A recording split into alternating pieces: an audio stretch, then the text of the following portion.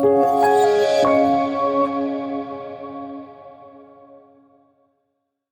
afternoon, and thank you for joining us for our 2022 Outlook. My name is Eric Levinson, Head of Business Development here at VinaCapital.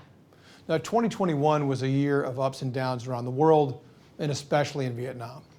We were living relatively normal lives until the third quarter, and then we had the strictest of lockdowns. While it was hard to see the light at the end of the tunnel during the lockdowns, the pace at which Vietnam was able to secure vaccines and the desire of the population to get vaccinated means that we're now back to kind of a living with COVID and kind of whatever that means for the future. With all that said, 2021 was a very strong year for Vietnam. GDP growth was positive, corporate earnings growth were very strong, and most importantly, the stock market was up 37.3% in US dollar terms. Now at VinaCapital, we had another strong year, and Vietnam continues to be a great market for active management. Our VVF UCITS fund was up 49.5%, VAF, our Cayman fund, was up 55%, and we continue to make really interesting and really great investments in our alternatives platform, including private equity, real estate, venture capital, and renewable energy. And so that platform continues to grow, and the pipeline has never looked better. Now, as we begin 2022, we remain very optimistic about the year ahead. Earnings look to be above 20%, domestic consumption continues to increase, and the overall sentiment within Vietnam is very positive. Now, as we begin our session and focus on our outlook, we also wanted to introduce a new concept, or at least something new to us. Each year we make several forecasts, and we thought it'd be interesting to grade ourselves on our forecasts. What did we get right? What did we get wrong? And what did we actually not forecast at all? So as you'll see in the next few slides, we had a pretty good year with our predictions. So what did we get right? Well, the stock market, we were very bullish, and we were bullish really from the beginning of the year. We got that right. On the corporate earnings side, earnings were strong, and even through COVID and the different waves we had, earnings on the corporate side maintained their strength quarter to quarter. We highlighted the performance potential of the banks. We got that right as well. Now here's a couple that we missed. Infrastructure spending was definitely a casualty of COVID. We forecast that infrastructure would maintain its strength. That slowed down.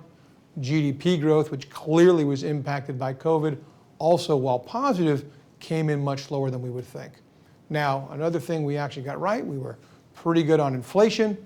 We predicted that Vietnam would not be named as a currency manipulator by the US, which really helped with trade. We were right about manufacturing, kind of that stay-at-home goods. We were correct on our forecast with FDI. We were correct when we were talking about the resilience of the real estate sector. We're giving ourselves a yellow light on the VND. We did think that VND would strengthen. However, we thought it would strengthen a little bit more than the dollar versus the dollar. And then we did get wrong the trade surplus as that declined in a meaningful way. Now, what did we not foresee that actually impacted the markets a great deal in 2021? There were four things. Number one, foreigners were net sellers of Vietnam equities all of 2021. We definitely did not see that coming. Another thing we didn't forecast, and it would have been hard to forecast, would again be the pace of vaccinations in Ho Chi Minh, Hanoi, and the industrial parks that really came at such a quick pace. It allowed the country to really come back to a sense of normalcy in the rebound that we've seen in the fourth quarter and in the first quarter. We also didn't necessarily forecast the strength and interest of the Vietnamese local investor opening up hundreds of thousands of brokerage accounts in 2021. And then a second derivative of that is really the tripling of liquidity in the stock market. So again, as we think about what you're going to hear from Michael and Ismael, we're going to make some forecasts for 2022. We'll again give ourselves a report card next year, and I hope we're as successful. Well, we hope you found our report card interesting. Now it's my pleasure to introduce Michael Kokalari, our Chief Economist. Michael's responsible for most of the forecasts, and his insights have helped our PMs set the strategic direction for our portfolios, which has helped generate our outperformance. Michael will focus on the macro for Vietnam, and then we'll have Ismael Pili, our head of research, share his view on the stock market, sectors, and themes that we believe will outperform in 2022. After Ismael comments, we'll sit down in the chairs behind us for Q&A. If you have any questions, please enter them in the chat function, and then we'll answer them as we sit down. Looking forward to that. So Michael, the floor is yours. Thank you, Eric. Okay, the most important takeaway from my presentation today, which you can see on the title slide here, is that Vietnam has been in a reopening boom since late October after the COVID restrictions lifted. And that reopening boom is really accelerating right now, today, as we speak. Particularly if you go to the periphery districts of Ho Chi Minh City, if you go to the second-tier cities of Vietnam, it's very evident when you go to stores, restaurants, landlords raising their rent despite everything that happened with COVID. Felt like just a few weeks ago. So there really is this boom that's taking off. And as a result, as you can see on my first slide here, I predict 7.5% GDP growth this year, which is above the market consensus forecast.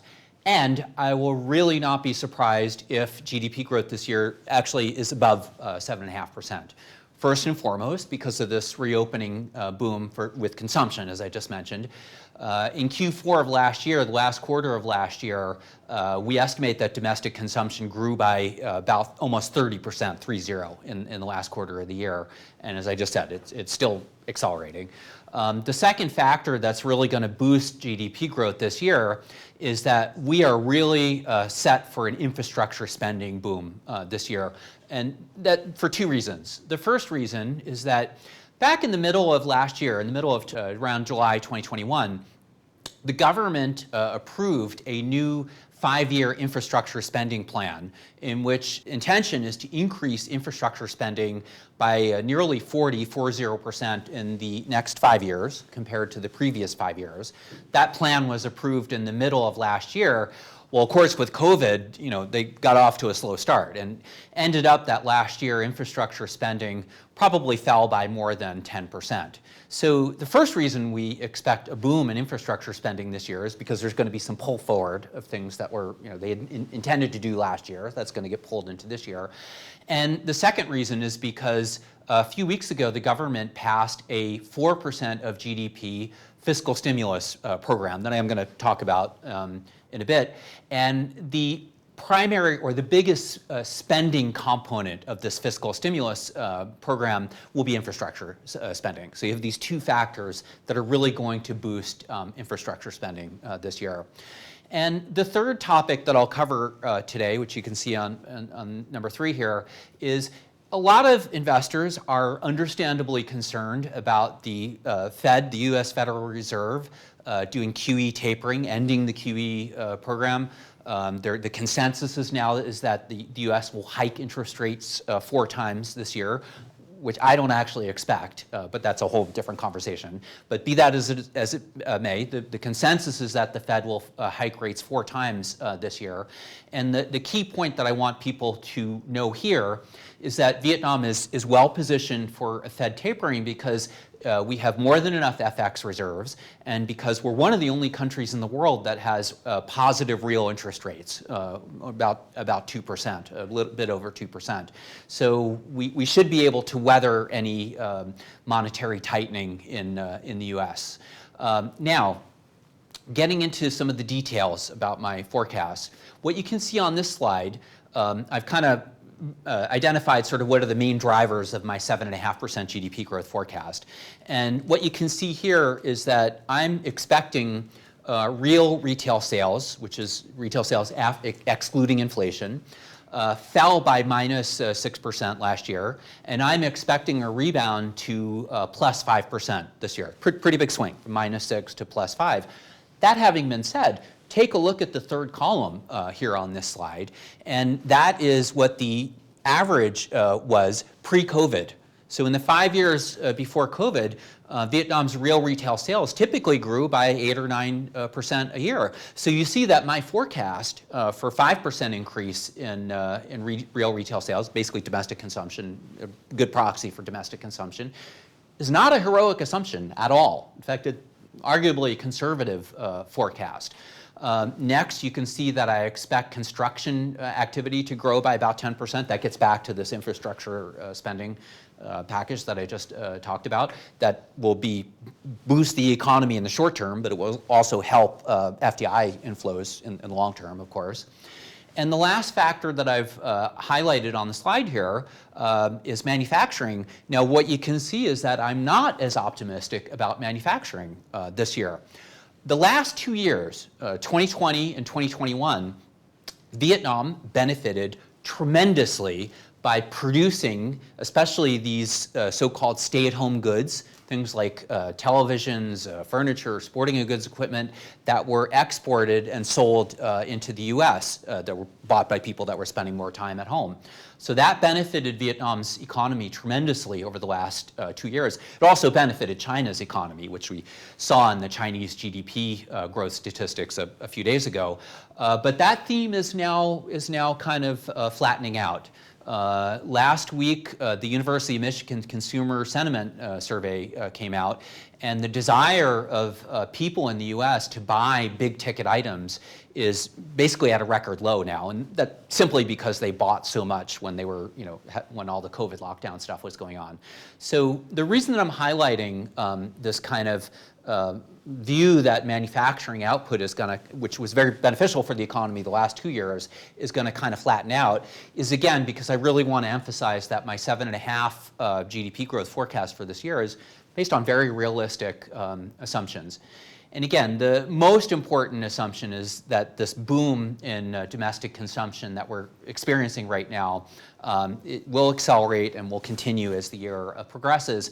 What you can see on this slide is that Vietnam had this very aggressive vaccination campaign, and that coupled with the widespread availability of antiviral treatments. That they did some of the clinical trials for these, I can never pronounce it, but molnupiravir was tested here. So the widespread availability of that, the vaccination campaign, makes people feel confident to go back to work, to go to the store, to spend money. And that is the basis of this big reopening boom that's happening right now. Now, later in the year, probably in the second half of the year, what I'm expecting is that we will have a boom in foreign tourism.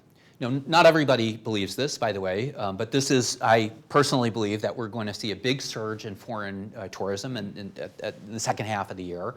I have a chart here where you see this is from the Conference Board in the US, and they ask people about their intentions for traveling abroad, which is at around a 30-year high, as you can see on the chart here. And this survey is for the US, but I think if you surveyed consumers in Japan or in Europe, you'd probably see more or less similar sort of results. Long story short, I think that kind of paves the way for a reopening of the country, a full reopening of the country to tourism in the second half of the year, and I think that will be something that really supports the economy. Foreign tourism was about 8% of GDP pre-COVID, and foreign tourists, we estimate, before COVID, used to contribute about 10%, maybe a bit more than 10% towards Vietnam's retail sales. So that will be something that we think will help boost the economy in the second half of the year. The other factor, as I mentioned, is that the government just recently passed this fiscal stimulus program. I have on the slide here, you can see that Vietnam basically really did not need to spend that much on fiscal stimulus to support the economy, because the economy is kind of intrinsically strong here already. But that having been said, they did pass this 4% of GDP package. And as I mentioned earlier, a lot of that is going to get channeled into infrastructure spending. And there's a few other things, some tax cuts, some other measures here and there. But I think the most impact will be on the infrastructure spending. The next point that I want to get back to is this big concern that people understandably have in the world about, what will happen to emerging markets? Will there be another taper tantrum if the Fed really aggressively tightens monetary policy? And on this slide, I have two different pieces of research. On the left, you can see this is something that The Economist magazine published a few weeks ago. And what The Economist magazine did is they assessed EM countries and they looked at what are the countries that they think are the most vulnerable, that have the most risk if and when the Fed ends the QE and hikes rates, and then ranking lower and lower the countries that are less risky. And you can see here on this slide that Vietnam is almost at the bottom of the list. In other words, Vietnam has almost the least amount of risk to Fed tapering, according to the Economist magazine. That's the chart on the left. And then the chart on the right is a piece of research that the Dallas Federal Reserve published, again, a few months ago. And this is a really interesting chart. It compares, this is what happened during the 2013 taper tantrum. So the line in the red is what happened to the foreign exchange rates, and also basically the stock markets as well, but primarily to the foreign exchange rates of emerging market countries that did not have enough FX reserves. And it compares it to the line in the gray that kind of more or less goes flat during 2013. And those are the EM countries that did have enough FX reserves. Now, Vietnam's situation today, right now, we would be in that upper, the line that just sort of goes flat. We have enough FX reserves. In fact, we have more than enough FX reserves. According to the IMF, they have this special metric they call the ARA. So the point on this chart is to kind of illustrate the idea that if there were to be a Fed a taper tantrum this year, which I don't expect, by the way, but if there were, based on the experience back in 2013, Vietnam would be able to weather the storm well, partially because of these FX reserves that we have more than enough, and also because on this slide you can see that the level of real interest rates in Vietnam, so this is interest rates subtracting inflation, is quite high by EM standards. Now, there's some things going on in Brazil where they're really trying to defend the currency. We don't need to do that here in Vietnam. But if you compare Vietnam to most of the other emerging market countries in the world, and it's a pretty attractive place for savers, to keep their money in Vietnam dong. And that's another reason that we don't expect that the currency would really come under pressure if there was a taper tantrum. Finally, I want to end my presentation by recapping that the FDI story in Vietnam remains very, very attractive. And the main thing I want to highlight, you can see at the bottom of this slide, is in the last 2 years, 2020 and 2021, we just got the numbers out for 2021, the amount of actual FDI that flowed into Vietnam was almost unchanged in those last 2 years. In 2020, global FDI flows in the world were down 40%. Vietnam was down 2%. Last year, the amount of FDI that came into Vietnam, actual money that flowed into the country, was down 1%. And we don't have the global numbers yet, but global certainly would have fallen last year as well. So the FDI story in Vietnam is still extremely attractive, despite everything that happened with COVID. All the drivers are basically the same. We still have the wages are 2/3 below China, the high quality workforce, all the things that we've talked about many times in these webinars and our reports. Another factor is obviously that the tensions between the US and China are still there, which is another reason why factories would want to set up a new factory in Vietnam or even move their factory from China to Vietnam. Toshiba, for example, is moving all their factories out of China. And these are things we've highlighted before. On this slide, I highlight something that we haven't really talked about so much before, which is that this whole issue of the electricity power shortage in China. And this is something I think you'll hear more about as this year progresses, because it seems that there is in China a shortage of water in this southern part of the country. And this is one of the factors that's caused this electricity shortage in China. Now, obviously, if you have a shortage of water, that impedes hydroelectricity production, but it also impedes coal-fired electricity production. Coal needs a lot of water, basically. This is something I think you'll hear more about as the year progresses, and it's just yet another factor of why people would want to move or put their factory in Vietnam instead of in China. We don't have any problems with electricity here. We have a lot of sun. Vietnam has yet to tap wind and LNG. We haven't even started. These are both things that VinaCapital is involved in, by the way. So plenty of electricity here.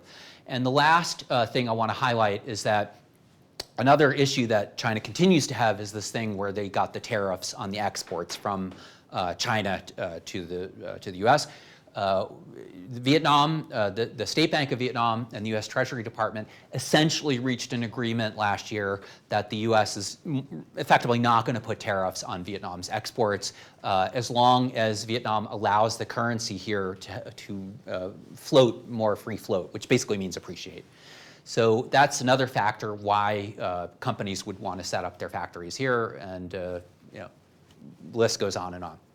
Okay, I think I'm going to wrap it up there, and I'm going to pass it now over to Ismael, our head of research, who is going to discuss what all this means for the stock market. Thank you. Great. Hello, everyone. Thanks, Mike. I thought it'd be worth looking at what happened in 2021. As they say, you got to know where you've been to figure out where you're headed. And certainly Vietnam had a fantastic year. The VNI rose 37%. Building on the 15% that they did in 2020, it is no doubt the best performing market in Asia outside of some peripheral markets in Sri Lanka and Mongolia.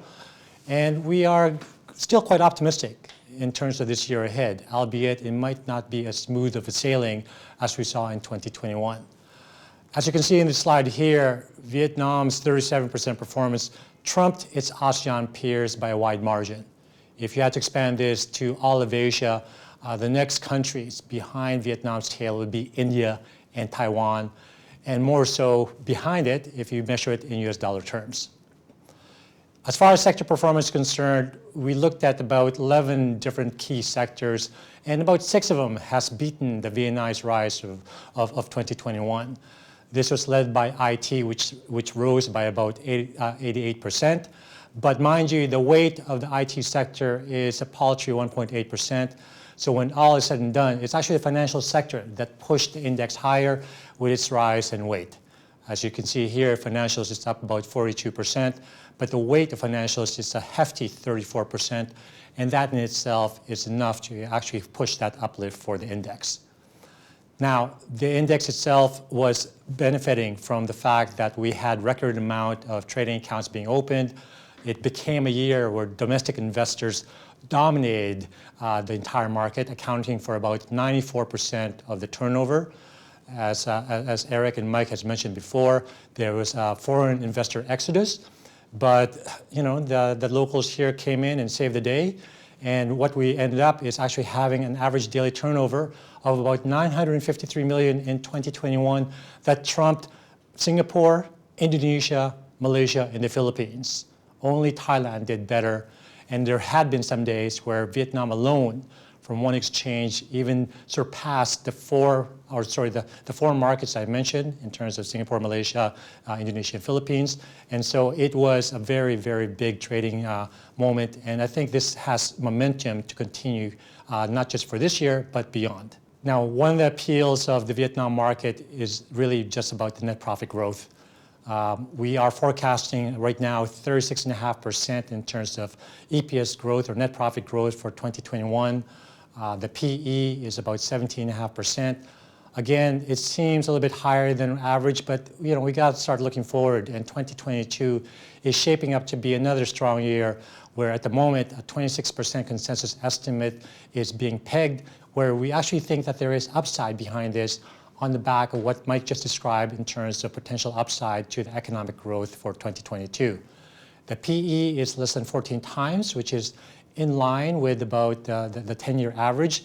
But if you look at the 16-year average, 10-year average, it's about 16 times PE, which is of course suggesting that the 13.9 is well below it. And if we try to compare it with the rest of ASEAN, we continue to trade at a nice discount to its ASEAN peers. As I said, we got to know where we came from to know where we're headed. And 2022 is something that we're quite optimistic about. We are bullish still on the Vietnam market on the back of the strong net profit growth I just mentioned. The valuations is also cheap, as mentioned. And the favorable macro backdrop that Mike described bodes well for potential upside to current estimates. However, it's not going to be a smooth sailing as we saw in 2021. I think our early investment tack at the moment remains geared towards the recovery phase that is already underway. Things are reopening in Vietnam, and this is going to be quite supportive of equity markets. The focus in such a situation should be on cyclicals, value, and beta. This is something that we saw elsewhere around the world, and we're not going to be any different. It just means that the sectors that fit this bill should be financials, real estate, and consumer discretionary. Now, as I mentioned, although we see few new factors that would derail our bullish outlook for the market, we do expect disruptions to that ascent. And foremost behind this would be the greater volatility that we can anticipate for the market. Already we are seeing that at the start of this year. Last year was an aberration. The volatility was very low, not just in Vietnam, but for the entire global equity markets. And I think the fact that the policy tacks have changed towards a tightening mode will probably create greater volatility than what we expected or what we saw last year. Having said that, that means that maybe risk is going to be a bigger focus at the onset. So risk mitigation is something that we're going to be paying more attention to, which we will discuss in greater detail in the following slides. Now, as I said, the VNI is still going to be rising as far as we're concerned, but it's not going to be as strong as 2021 unless new factors or new information comes in to make us think that it's going to match that 36-37% gain that they did last year. As far as key sector calls for this year, there's two key sectors that we want to highlight. They have a disproportionate influence as far as the VNI is concerned, and thankfully we are optimistic on that. The banking sector is someplace that we want to focus on. We are expecting about 30% year-on-year net profit growth behind strong credit growth of about 14%. We do expect higher margins behind less interest waivers and restructuring. We expect higher CASA and a better loan mix. We also expect higher fees from bank insurance, as well as controlled operating expenses, as well as lower credit costs. And finally, we do think that we will see potential short-term headwinds caused by COVID-related issues, but the mid to long-term view in terms of growth drivers remains intact, with the economic recovery boding well for credit demand and asset quality. Mind you, we should acknowledge the risk. Asset quality remains foremost in that regard. Things were not remaining intact with COVID and lockdowns. And so we have to be mindful that households and businesses were affected by those things. We do think that capital increases will continue to be an ongoing situation. And on the back of the better economic situation that we're seeing, the turnaround stories that we are identifying for select banks will probably play out sometime this year. So that in a nutshell is how we look at the banking sector. Another sector that we do like is the real estate. We are expecting about 25% net profit growth for this year, primarily behind the recovery from the low base in 2021. Many companies that relied on stable operating incomes, such as mall operators and owners or property brokers, should see a nice uplift for 2022. We are expecting roughly 80+% growth in sector pre-sales this year behind more robust deliveries from the likes of VinHomes and Novaland. We are expecting rental recoveries from the likes of VRE, and this of course assumes no prolonged or any lockdowns at all. We do continue to expect property prices to keep rising on substantial public investments in a continuing low rate environment. That's going to be conducive to supporting price increases. So those are the two sectors we want to pay attention to foremost, banks and real estate. Now, as I mentioned, risk mitigation is something that we should really pay attention to. And I'm going to try and simplify the story by saying we're going to try and lump it to two broad buckets. The first one is COVID-related. This has been going on for the past 2 years. It will still continue on sometime this year. There is light at the end of that so-called tunnel. And I guess the second bucket that we want to talk about is a tighter policy. It's a big change in tack. We've been accustomed to looser, more accommodated policy stances, fiscal support, but that seems to be changing for this year, and that's going to change the way people look at the world as far as equity markets is concerned. Those are the two key buckets in terms of risks that we want to highlight, but there are, of course, other walls of worry that we want to overcome. And I'm just going to go through a few of them very briefly. The first one here, more Vietnam specific, is the strength of domestic consumption. We think there's a lack of pent-up savings in Vietnam, and so the worry is there that there will not be that sharp rebound in consumption. It does have, that scenario does have ramifications in economic growth and select corporate earnings, But in our view, the incomes will recover in line with a ramp up in GDP. As I said, Mike is looking at 7.5% with potential upside to those estimates. The speed by which the country was vaccinated paves the way for that quicker return to normalcy and restoring impacted incomes. The second risk to note here is a potential labor shortage, especially on the factory worker front. This has also been cited in Vietnam, not just in the US. And so the concern is that migrant workers have yet to return to factories from their provinces that subsequently threatens the manufacturing output. This to us is a short-term issue. We think that most have returned, if not will return soon. And we take solace in the fact that Nike has said that they're looking to operate or operate at full capacity already. So that does infer availability of workers already. A third risk that we want to worry about is supply chain issues. Again, that's not expected to last long. By most reckoning, global supply chain disruptions will ease sometime in the start of 2022. Within Vietnam, the interprovincial restrictions have lifted, and so the domestic logistic is less of a concern. Another one we want to address is the potential weakening of VND. Again, Mike is looking at 2 to 3% appreciation, but we thought we'd just throw it out there because there had been some questions on our outlook for a gradual appreciation of VND. We think that any weakness that we see is going to be a short-term blip. We have a strong FX reserve, so that in itself is going to underpin our optimistic outlook. And then another one, of course, is with regards to Fdi inflow. I think we've talked a lot about that. We're not overly worried about that. There were negative international headlines that led to apprehensions that those lockdowns had derailed the country's growth. As we say, we're not overly worried about it. Vietnam will continue to benefit from the factory relocation wave that was already happening prior to COVID. And the country will retain its appeal as a lower cost, skilled labor force, cheaper land, logistical advantage base as far as factories are concerned. Now, as I mentioned, another risk is the trading volatility. It will be greater. Expect higher bouts of volatility relative to 2021. Global equities in general will be affected by the Fed removing liquidity from the system as it potentially embarks on a rate hiking cycle. Corporate earnings in the US will continue to grow, albeit at a slower pace.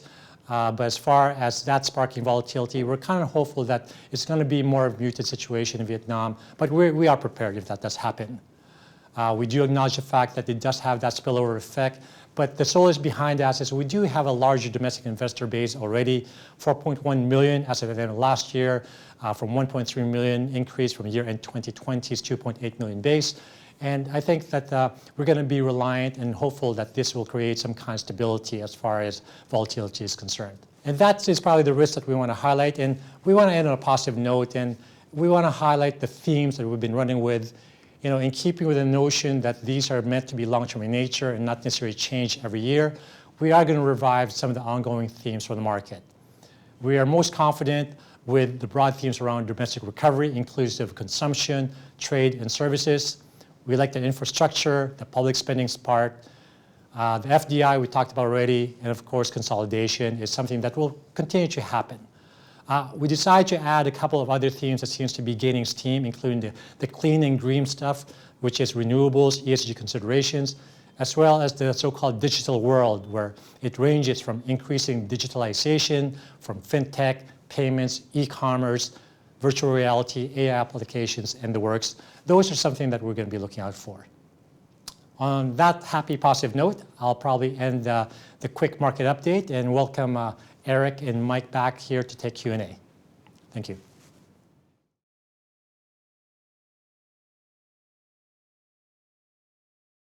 All right, well, Ismael, thank you very much for your comments. And I will say I'm disappointed in you, personally and professionally, for ending on primarily the risk. So do me a favor. So it's interesting as you kind of wrapped up and you said, hey, there's a lot of things we settled for. I heard a lot more risks. Now, I guess the question I'd ask is, are those risks, or is it more about reasons that there'll likely be more volatility, but you're still forecasting a very positive market? Yeah, don't get me wrong. I'm very positive on the Vietnam market. We do expect the VNI to be much higher than what it was this year. As I said before, the consensus expectation seems to be hovering around 1750 for the index, which is probably close to a 20% gain. but it's not going to be a smooth ascent. And I think towards the end of last year, we already saw signs that things are going to be a little bit more volatile. And maybe that's an understatement. And lo and behold, we have seen that. But from the peak of 1529 thereabouts to about the recent trough, it's been about a 5.9% correction.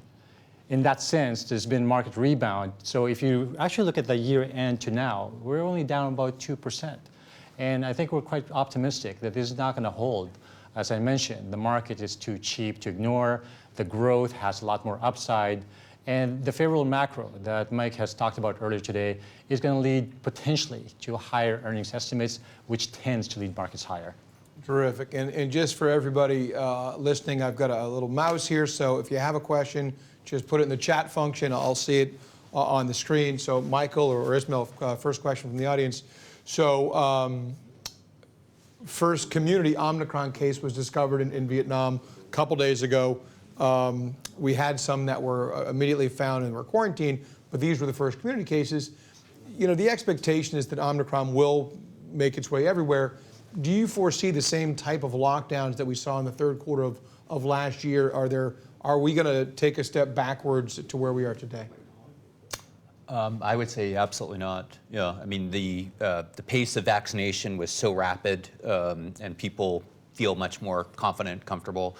Also, it's not that widely known, but Vietnam was one of the places that they did the clinical testing for some of the antiviral treatments, and so it's very widespread available here. We know that when you test positive, you immediately get the kit from the government and stuff. So I think they've learned how to handle it well here. Yeah. Okay, interesting. Okay. Yeah. In fact, if I may add, yeah. so for some of the investors out there or those watching unaware of what the rate is here in Vietnam, it's at 82% in terms of first dosage and 76% for double dosage. So that number is actually much higher than the world average, the US, and even the UK. And I'll add to that, it's actually even higher than that in the cities.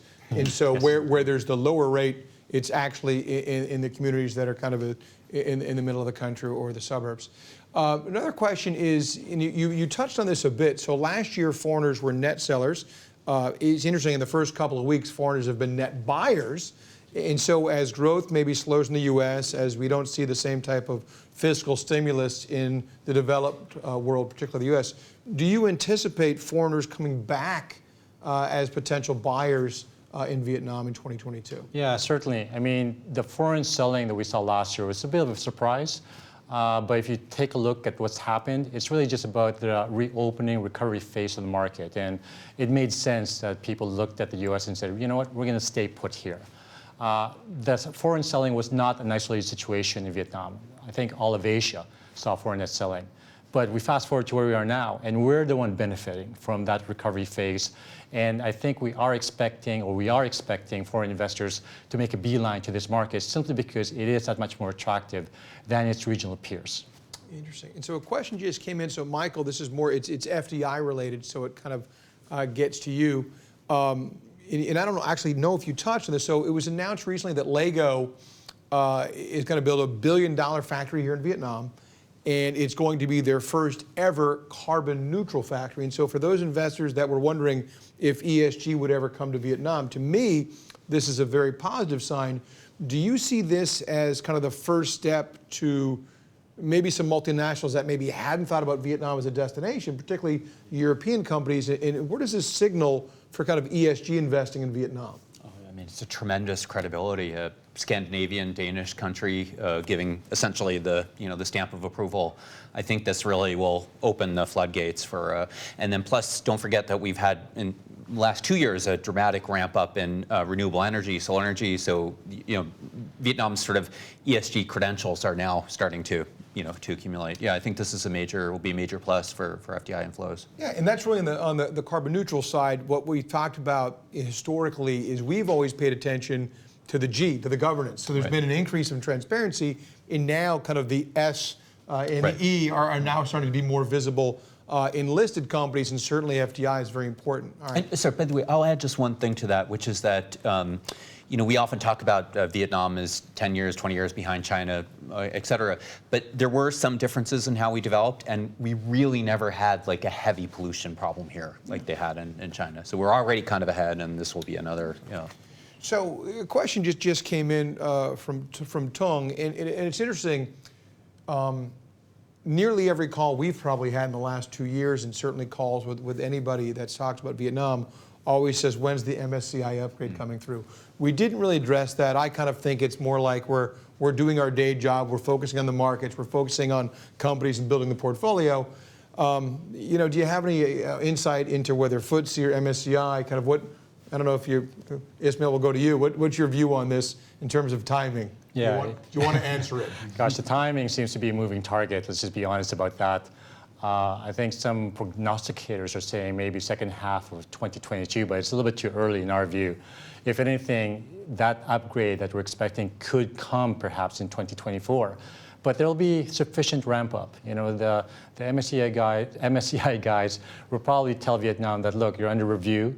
We'll take a look at what's happened with regards, especially on the liquidity front. The market cap is not an issue, and you probably have a good 1 year before that even happens.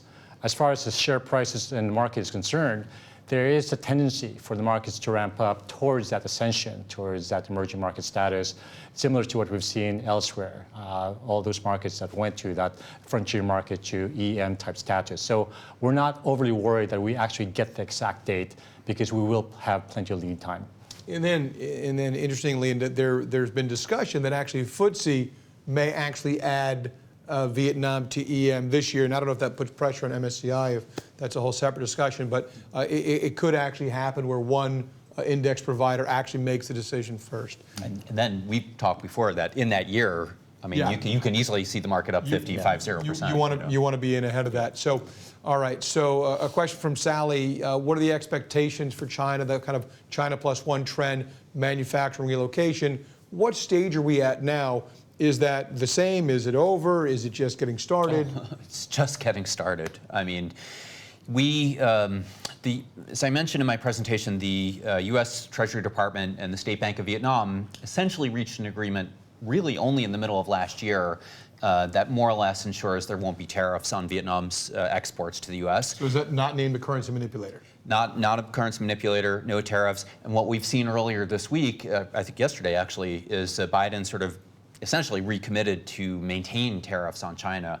So we're at the very beginning of this whole trend. Yeah, this has years to go. And it's funny that we call it a China +1 strategy, but what we've learned is that some of the companies that are coming here from China are actually Chinese companies. Yeah, that's so right. Not only are we seeing Thai companies or U.S. companies or Korean companies moving manufacturing out of China, Yeah. but in certain cases it's actually Chinese companies that are moving. In fact, what we saw last year in 2021, Vietnam's trade surplus with the U.S. went up by about $20 billion, and Vietnam's trade deficit with China also kind of increased by nearly $20 billion. So you see the production is moving from China to Vietnam. Yeah. So, Michael, here's a question for you. So, this is where I think you're maybe a little bit out of consensus. So, everybody seems to be forecasting a stronger U.S. dollar. Right. Rates are going to go up. Rates up, dollar up, et cetera. You actually still are a big believer that the dong will appreciate against the U.S. dollar. Right. Still? That could be a whole webinar by itself. I'll try to make the answer very short. Please do. First of all, the U.S. economy is much weaker than the newspapers are telling you. We've had a series of very weak data points. The latest is yesterday's Empire State survey from the New York Fed, went negative for the first time in almost 2 years. Next, and this relates to the stock market, the consensus is that the dollar will appreciate this year. I don't think that's likely for a whole variety of reasons. One of them is people rotating out of tech stocks, and that means selling the dollar to get out of the U.S. But as far as Vietnam specifically is concerned, let me just highlight probably the most important thing, which is that Vietnam's trade surplus collapsed from 6% of GDP in 2020 to 1% this year, and that's one of the things you highlighted in our scorecard there. And essentially what happened was earlier in the year, FDI companies really ramped up their imports of production inputs because they were planning on also ramping up their exports. And then because of COVID, we couldn't go through with that. So basically firms are sitting on big stockpiles of inventory. That's going to reverse this year. And so we'll see Vietnam's trade surplus probably pop up to the 5-6% level, reverse that. And that'll be one of many factors that supports the value of the dong this year. Interesting. And so this is, I'm not sure if it's a related question, so I'm kind of doing a foreshadowing of maybe the scorecard next year. So if you watched our Q3 webinar in October, you had talked about a potential Doi Moi 2.0, which was kind of a more aggressive reform. So the government just came out with a stimulus package.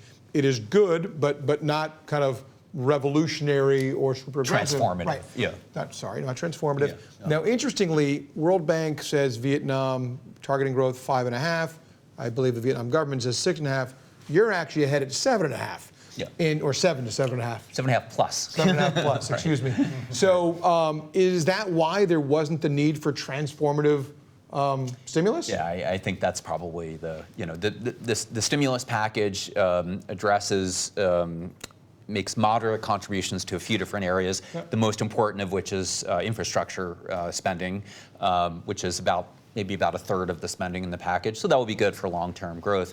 But I think you're right that because the economy is rebounding so vigorously and so quick, literally during this whole discussion phase when the government was working out exactly what stimulus measures they wanted to take, those discussions were happening for a few months, and during those few months, you already see the economy is like roaring back. We have all discussed the on-the-ground view, the anecdotal evidence we see. It's just really taking off everywhere, and that was probably why what you referred to. Now, that having been said, the good point of that is that, and I showed that in a slide, that Vietnam really did not aggressively stimulate the economy, and this, in a way, we can think of kind of keeps some dry powder in case they ever do. If there is another big wave of COVID or something happens, they've got a lot of bullets that they can use to stimulate the economy. All right, cool. All right, so we'll go to Ismael for a question here, and this is, I love this question because to me it's kind of intuitive, I hope. So last year, forecast for consensus earnings was about 30+%. Market delivered 37% returns. This year, the consensus number is 26%. Now, in our portfolios, it's actually more in the high 30s. Is it as simple as saying consensus earnings 30+%, market does 30+%, consensus earnings now 26%, 2020 should be 26%, we just don't know the path?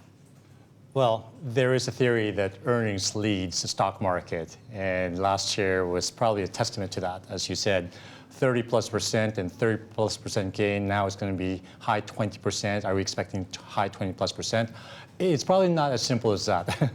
The valuation factors is also something that we can consider.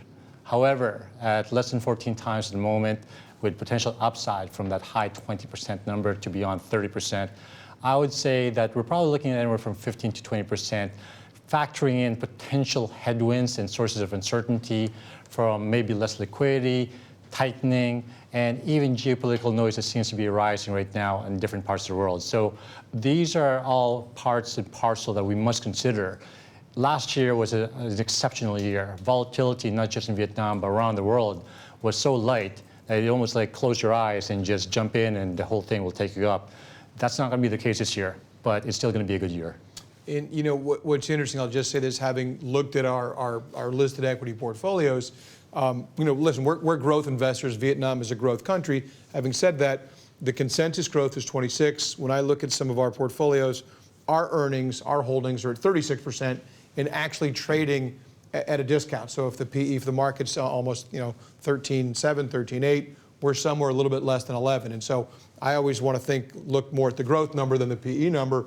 But it's interesting because as an active manager, we're obviously not buying the market. We're somehow finding higher growth and yet still cheaper valuations. And part of that's the banks as well. Well, earnings are going to be influenced by the top-down picture. Yeah. Mike himself is saying 7.5% plus. And if that does translate to that, then that 26% consensus figures that we have right now is too low. Yeah. Right now, I'm going to say it's going to go over 30%. Okay, that's finally some positive news from research. Here's another question from Sally. So what is the impact of higher oil prices? Great for a few companies, but maybe bad news for consumers domestically and globally. Let's just talk about really more the impact in Vietnam first. Well, Vietnam is essentially energy neutral. We probably have a deficit of about maybe 1% of GDP, something like that. So it's a minor drag on the economy.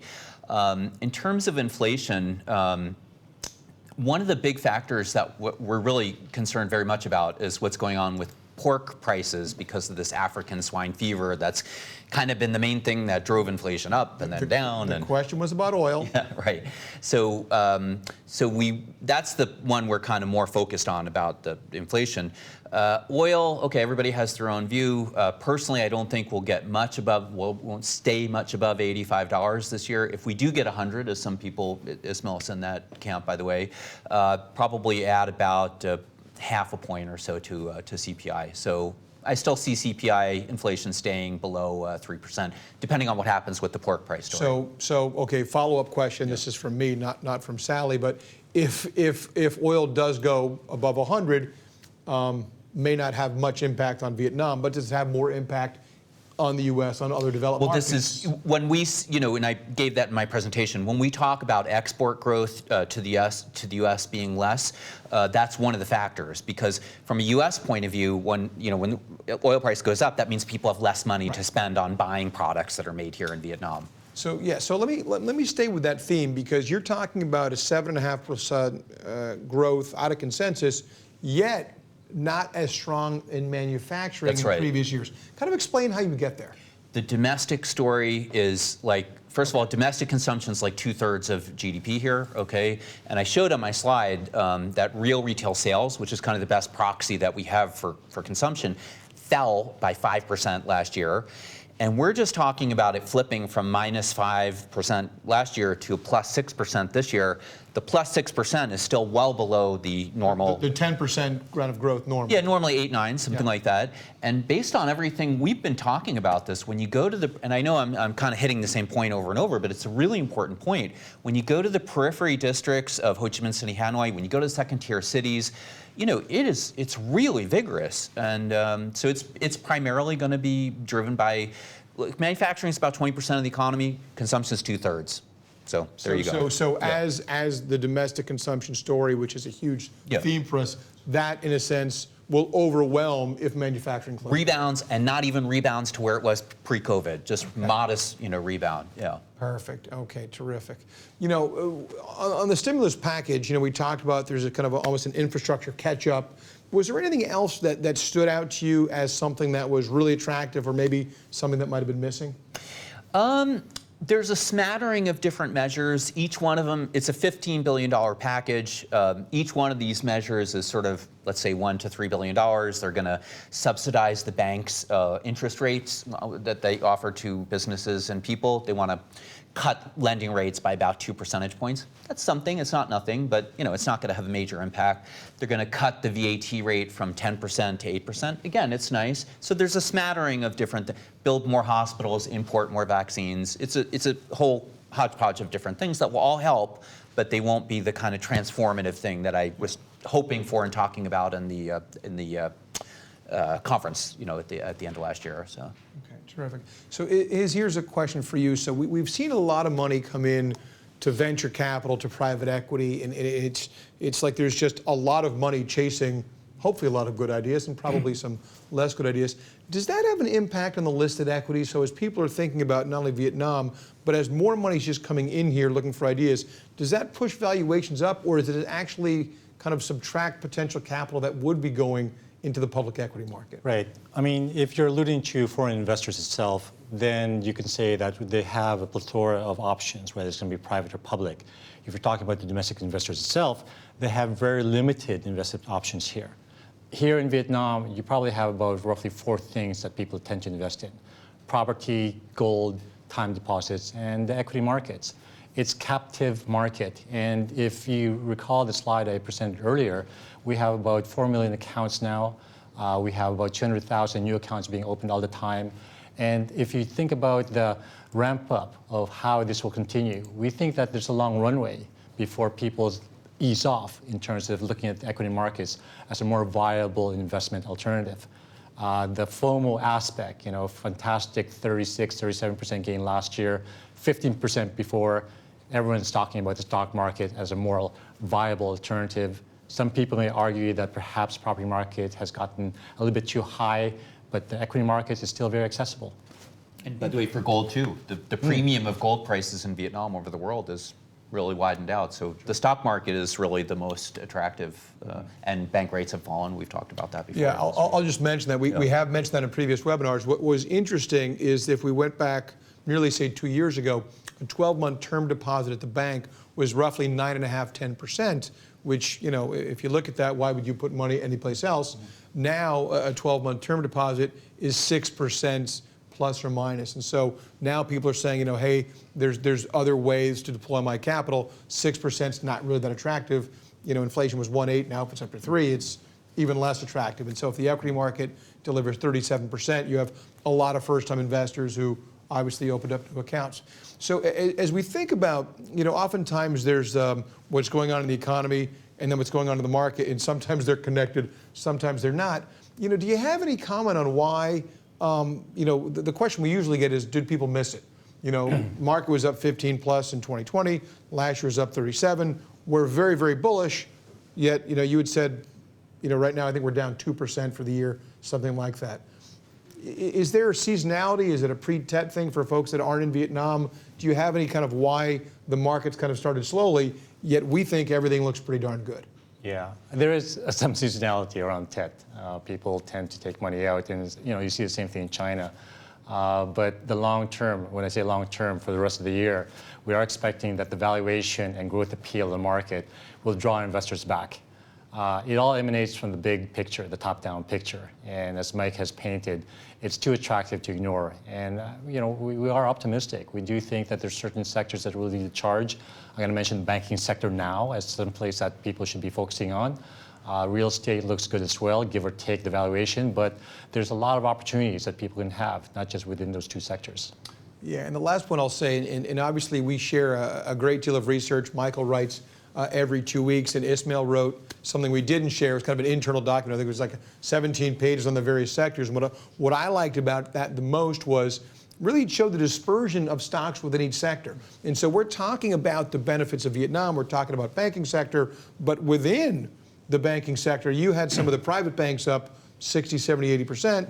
You had some of the state-owned commercial banks actually either flat or negative, I believe. Yeah, we take a very bottom-up approach, right? It's not a sector allocation pick for us. Within a sector, you can have a wide disparity of performers and underperformers. As Eric was alluding to, the private banks did fantastically well in 2021, while the state-owned banks kind of lagged. But that's the kind of stuff that we have to identify. There is differentiation within the sector itself. And it's very important and very valuable to be here on the ground, because having your boots, so-called, here amongst the brushes and the trees will hopefully allow you to find and identify those hidden gems. Actually, you know, Ismael, we did a call with a client yesterday, and I asked you this question, so I like the answer. I'm going to ask you again. So you've been covering Asia for, I think, something like 27 years. You've lived in Hong Kong, Singapore, the Philippines, Japan, now Vietnam. And you said you don't really know, you think you're on top of everything, but you don't really know what covering as another country is like until you get there. You think you're on top of it, and then you get there and you're like, man, I was behind. Yeah. You're going to make a comment on that. Yeah, I mean, as a regional analyst on a sector basis, especially financials, you had over 100 plus names to consider. I could cover Indian banks from Singapore. I can cover Malaysia from Singapore. But I felt that I was always 1 or 2 steps removed from the noise on the ground, simply because I was not there. Part of the motivation, perhaps, for Mike and myself to being here is the fact that we do see the color, we hear the noise, and we're on top of what's happening. We don't have to wait a day, we don't have to wait an hour. We can actually feel the pulse of what's going on and hopefully translate that to our investment decisions. So it's very, very important to have that type of opportunity to just be on top of where the action is. And speaking of which, the conversation we keep having, not just with finance people, but in general, is how much worse the traffic has gotten, like, literally in the last 3 weeks. Actually, you know? and I have my own personal belief, which is the later I'm running, the slower my Grab driver seems to be. So I think it's Can't get a taxi anymore. Yeah. I mean, it's just all these little micro metrics all over the place that are popping, you know. So basically, the worse the traffic is, the higher the market's going to go. There's probably some research on that. So there's no more questions that have come in. So I'm just going to ask each of you to kind of make a closing comment. So as you think about 2022, in the year. You want to wrap it up in kind of one or two sentences. What would you like our audience to know? Yeah, expect greater volatility. And this is nothing to fear, though. We expect the second half to be smoother runway. But right now, people are thinking, oh my gosh, the sky is falling. But the reality is this is probably just par for the course. And you should not lose sight of the fact that this is a fundamentally attractive market with a favorable macro picture, with strong earnings growth with potential upside and cheap valuations. I'm thinking, what else do you want as an investor? Yeah, Michael? The domestic consumption story is outstanding. I know I kept hitting on that over and over, but also the whole FDI long-term story is also very, very strong, and just all the stars are really lined up this year, I think. So, yeah. Well, terrific. Well, gentlemen, thank you so much. For everyone there, if there was a question that we didn't answer, a question that you didn't get to ask, please send me a note, eric.levinson@VinaCapital.com. If you're not on our mailing list, we send out a piece from Michael every 2 weeks on hopefully a very interesting topic. And if there's any topics you'd like us to write about, please let us know. Otherwise, we will see you again in the middle of April with a first quarter review. Thank you so much for your continued support, and we look forward to speaking with you again soon. Thank you.